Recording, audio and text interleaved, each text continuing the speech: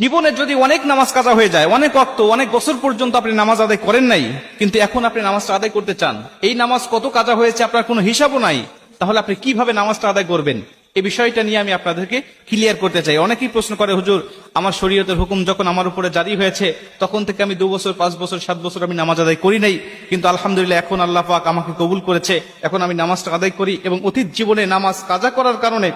আমার ভিতরে অনুশোচনা আসছে, হুজুর নামাজগুলো আমি আদায় করতে চাই, কেমনে করে নামাজ আদায় করব? শুধু তওবা করলেই হয়ে যাবে নাকি আমাকে সেই নামাজগুলোকে হিসাব করে করে আমাকে পড়তে হবে? অনেকেই বলে, হুজুর হিসাব করা তো সম্ভব নয়, তাহলে কিভাবে নামাজটা আদায় করব?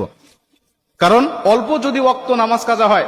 যেমন আজকে আপনি 2 ওয়াক্ত নামাজ কাজা করেছেন, আসর এবং মাগরিবের নামাজ আপনি আদায় করেন নাই, এশার নামাজের সময় আপনার স্মরণ হয়েছে বা আপনি অবসর হয়েছেন, ব্যস্ততা আপনার কমেছে, আপনি এখন কাজা নামাজটা আদায় করবেন, হিসাব করে আপনি এশার নামাজের আগে আসরের নামাজের 4 রাকাত আপনি কাজা নামাজ আদায় করলেন, মাগরিবের 3 রাকাত পড়লেন, তারপর ঈশার নামাজের নামাজটা আদায় করলেন, হয়ে গেল।